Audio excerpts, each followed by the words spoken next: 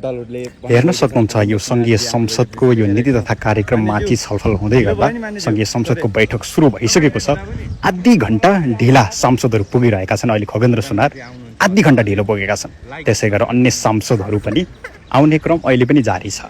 अहिले स्क्रिनमा देख्न सक्नुहुन्छ राष्ट्रिय स्वतन्त्र पार्टीबाट काठमाडौँ क्षेत्र नम्बर 1 बाट निर्वाचित सांसद रन्जु दर्शना पनि करिब आधा घण्टा ढिलो सङ्घीय संसदको यो बैठकमा आउनु भएको छ। म तपाईँलाई यो दृश्य देखाइरहेको छु। रन्जु दर्शना यहाँ दृश्यमा देख्न सक्नुहुन्छ। कुराकानी गर्न खोज्दा उहाँ नमस्कार गर्दै निस्कनु भएको छ।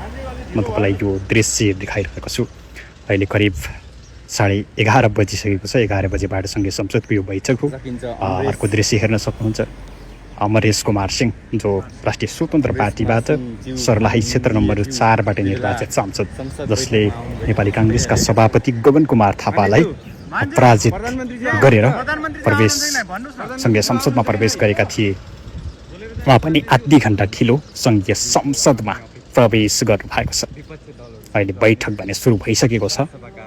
अर्को दृश्य हेर्न सक्नुहुन्छ राष्ट्रिय स्वतन्त्र पार्टीकै समानुपातिक सांसद हेर्न सक्नुहुन्छ। उहाँ पनि आधी घण्टा ढिलो सङ्घीय संसदको यो बैठकमा प्रवेश गर्नुभएको छ।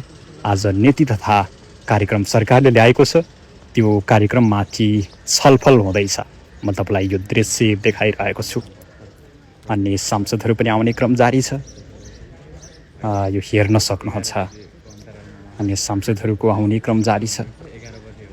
अर्का सांसद हेर्न सक्नुहुन्छ मकवानपुरबाट निर्वाचित सांसद जेनजी सांसद जो हुनुहुन्छ, उहाँ पनि आधी घण्टा ढिलो सङ्घीय संसदको बैठकमा प्रवेश गर्नुभएको छ। भर्खरै प्रवेश गर्दै हुनुहुन्छ। आज नीति तथा कार्यक्रममाथि छलफल हुने भनिएको छ। बालेन्द्र शाह उपस्थित नभइसके पश्चात विपक्षी दलहरूले लगातार विरोध गरिरहेका छन्। अहिले हेर्न सक्नुहुन्छ राष्ट्रिय स्वतन्त्र पार्टीबाट अर्की निर्वाचित सांसद तोसीमा कार्की, उहाँ पनि आधी घण्टा ढिलो सङ्घीय संसदको यो बैठकमा आउनु भएको छ। हेर्न सक्नुहुन्छ अहिले करिब 11:30 भइसकेको छ। आधी घण्टा ढिलो भइसकेको छ। 11 बजेबाट सङ्घीय संसदको बैठक सुरु भइसकेको छ, चलिरहेको छ। उहाँ भने आधी घण्टा ढिलो प्रवेश गर्नुभएको छ। अर्को दृश्य हेर्न सक्नुहुन्छ अर्का सांसद पनि यस सँगसँगै प्रवेश गर्नुभएको छ। त्यस्तै अर्का राष्ट्रिय स्वतन्त्र पार्टीकै सांसद पनि आधी घण्टा ढिलो सङ्घीय संसदको बैठकमा प्रवेश गर्नुभएको छ। यो हेर्न सक्नुहुन्छ अर्का सांसद, उहाँ पनि आधी घण्टा ढिलो सङ्घीय संसदको बैठकमा प्रवेश गर्नुभएको छ। हेर्न सक्नुहुन्छ सङ्घीय संसदको बैठक 11 बजेबाट सुरु भइसकेको छ। आज नीति तथा कार्यक्रम जुन सरकारले ल्याएको छ त्यसमाथि छलफल हुनेछ। अहिले एमालेका सांसद गुरु बराल पनि प्रवेश गर्नुभएको छ। उहाँ पनि आधी घण्टा ढिलो सङ्घीय संसदको यो बैठकमा प्रवेश गर्नुभएको छ।